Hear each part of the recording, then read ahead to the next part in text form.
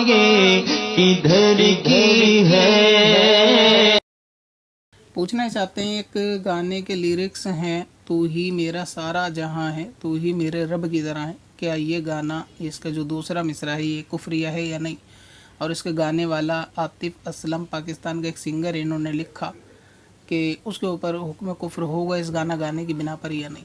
तो देखें, इसका जो दूसरा मिसरा है उसमें कोई तावील मुमकिन तो नज़र नहीं आ रही, बल्कि ये शिर्क या जुमला है कि तू ही मेरे रब की तरह है, यानी अपने महबूब को रब की मिसल बताना, लिहाजा ये शिर्क है। और हर शिर्क कुफ्र होता है, तो इस एतबार से इसे कुफरिया भी कह सकते हैं। हालांकि हर कुफ्र शिर्क नहीं होता, लेकिन हर शिर्क कुफ्र ज़रूर होता है। तो ऐसी सूरत में जो जुमला है कि तू ही मेरे रब की तरह है, ये ज़रूर कुफ्र है। और जो इसको शख्स सोच समझने के बाद गाएगा, यानी अपनी सूझबूझ वाला शख्स जो रखता है समझदारी, एक होता है कि छोटे बचपन में अगर किसी ने दोहरा दिया और वही जानता है कि जुमला कह रहा है कि तू ही मेरे रब की तरह है, तो ऐसी सूरत में वो शख्स काफिर हो जाएगा। अब रहा ये कि इसका जो सिंगर आपने लिखा कि पाकिस्तान का कोई आतिफ असलम सिंगर है कि जिसने गाया, उसके ऊपर हुक्म कुफ्र होगा। दरअसल उसके ऊपर तो हुक्म कुफ्र नहीं होगा, यानी इस गाने की वजह से वो काफिर नहीं होगा। उसकी वजह दरअसल ये है कि ये गाना उसने गाया नहीं है, किसी मिथुन शर्मा करके कोई सिंगर है, ये गाना दरअसल उसका है। तो जब आतिफ असलम ने गाया नहीं है, तो इस गाने की बिना पे कोई हुक्म शरा उसके ऊपर आयद भी नहीं होता। तो ऐसी सूरत में ऐसा नहीं हो सकता है कि कुफ्र कोई और करे, हुक्म पड़ोसी पे लगे। तो लिहाजा इस गाने की बिना पर वो नहीं हो सकता। और मसला दरअसल ये है कि जो सिंगर है, इसका असल सिंगर है मिथुन शर्मा, उसके लिरिक्स लिखने वाला वगैरह भी वही है। उसकी आवाज़ और आतिफ असलम की आवाज़ ये थोड़ी आपस में मुशाबहत रखती है, मिलती जुलती है, तो सुनने वालों को अक्सर अंदाज़ा नहीं हो पाता कि आवाज़ किसकी। इसलिए शायद आपने भी धोखे में इसको आतिफ असलम को बता दिया।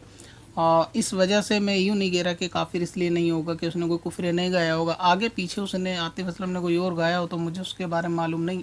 अभी जैसा सवाल आएगा तो वैसा उसका जवाब होगा। फ़िलहाल ये गाना जब उसका नहीं है तो हुक्म कुफर उस पर नहीं होगा। अब रहा ये कि जिसका नाम मिथुन शर्मा हो, तो उसके ऊपर पूछने की ज़रूरत भी नहीं है कि हुक्म कुफर होना चाहिए या नहीं होना चाहिए, because he is already in the well of fire. तो ऐसी सूरत में अगर उनके मज़हब में कोई पाबंदी नहीं है तो वो गाएं या कुछ भी करें, वो उनका अपना ज़ाती मसला है। तो इसलिए उनके ऊपर पूछने की आपको ज़रूरत नहीं है। बाकी मैंने वाज़े कर दिया कि गाना आतिफ असलम का नहीं है, तो ऐसी सूरत में उसको काफिर इस गाने की बिना पर नहीं कहा जा सकता। बाकी ये गाना जो है वो कुफरिया है, अगर कोई इसको गाएगा दोहराएगा तो ज़ाहिर है कि इस्लाम से वो खारिज हो जाएगा। तौबा वगैरह उसको कलमा वगैरह करना पड़ेगा और वापस कलमा पड़ेगा तो वापस फिर से वो मुसलमान होगा। निदा खान मालूम ये करती हैं कि आतिफ असलम का गाना है अल्लाह रे मुझे काबिल बना दिया कश्ती को, साहिलों काबिल बेचैनियाँ समेट के मेरे समझा। अच्छा, और गाने के अंदर शायद ये शेर आ गया। और वैसे शेर गाने की शायद जुदा भी था, बहुत करीब 8-10 साल पहले मैंने सुना था।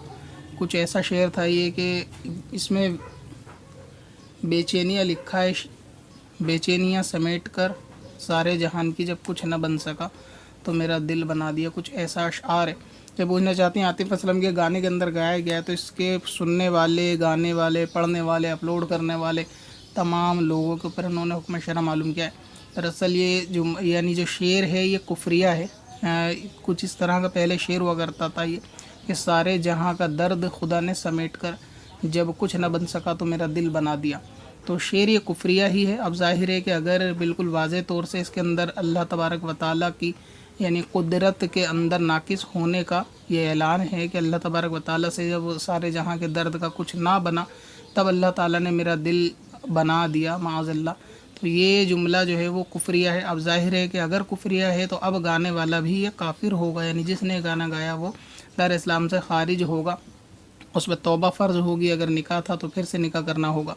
और ये गाना सुनने वालों पर भी हुक्म कुफ्र होगा, यानी जो इस गाने को सुन रहे हैं या अपने मुंह से दोहरा रहे हैं और दोहरा नहीं भी रहे लेकिन सुन रहे हैं अपनी खुशी के साथ, वो लोग भी दार इस्लाम से खारिज हो जाएंगे जो अल्लाह तबारक व तआला की कुदरत को नाकिस होने का ऐलान कर रहे हैं।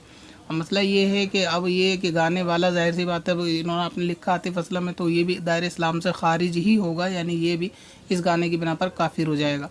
अब अगर ये आइंदा तौबा कर लेगा तो जाहिर है कि फिर ये तौबा के बाद अपने वापस इस्लाम में आ जाएगा। लेकिन अब इसकी तौबा जो है वो ऐलानिया होगी, यानी ये कि जब लोगों के कोई वीडियो बना के आपने अपलोड कर दी, उसके अंदर कोई मसला ऐसा है जो गलत है या फिर कोई ऐसी बात है जो कुफरिया है, तो फिर उसकी तौबा भी जो है वो ऐलानिया होगी। और तौबा का फिर तरीक़ेकार यही होगा कि आप या मीडिया वगैरह में या फिर सोशल मीडिया के ऊपर इस चीज़ को वाज़े करके ऐलान करें कि मैंने फ़ुला गाने में ये जुमला बोला जो कुफ्र था और मैं इस कुफ्र से तौबा करता हूँ।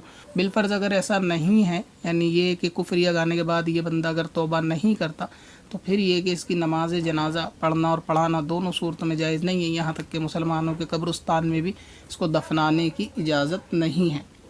अच्छा, अब ये कि सुनने वाले भी ज़ाहिर है कि इससे काफिर होंगे कि जो अल्लाह तबारक व तआला की गुस्ताखाना गाने हैं, वो चाहे कोई से भी हों, उसको सुनने वाला भी दायरे इस्लाम से खारिज होगा। लिहाजा इस चीज़ से परहेज़ करना चाहिए।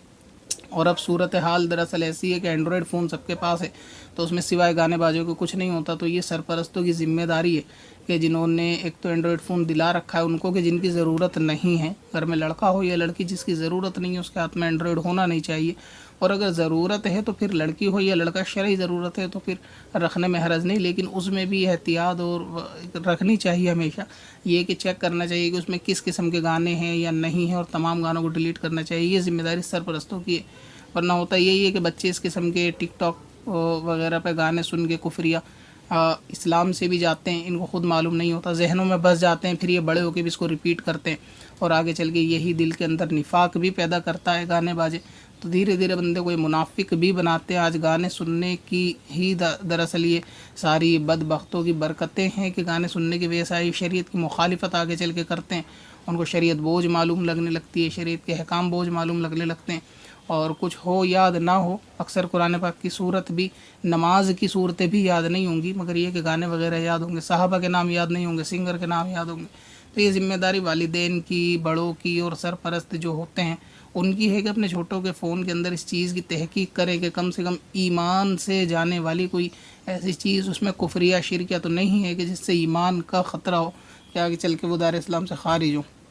अब ये है कि अपलोड करने वाले, कि जिसने अपलोड किया है अगर उसने इस गाने को सुना है, ये गाना ऐसा है, और अपलोड करने वाला अब ज़ाहिर है कि फिर वो ये कि वो काफिर पहले से था या मुसलमान एडमिन था। अब ये री अपलोड भी बहुत सारे लोग चैनल के ऊपर करते हैं, स्टेटस वगैरह भी बनाते हैं। तो अगर इस जुमले का जो कुफरिया शेर है और इसका स्टेटस बनाते हैं, इस गाने को अपलोड करते हैं, इन्होंने सुन रखा है, तो फिर उनके ऊपर भी वही हुक्म होगा कि इसको सुन लिया उन्होंने कि गाना ऐसा है कि अल्लाह ताला की गुस्ताखी है, उसके बाद इसका स्टेटस बना के लोगों को सुनाते हैं, तो फिर उन पर भी हुक्म कुफ्र होगा। अल्लाह ताला ईमानों की हिफाजत फरमाए, ख़ास तौर से ये गाने बाजों से कि दिल में निफाक भी करते हैं। और आजकल तो गाने अक्सर के अंदर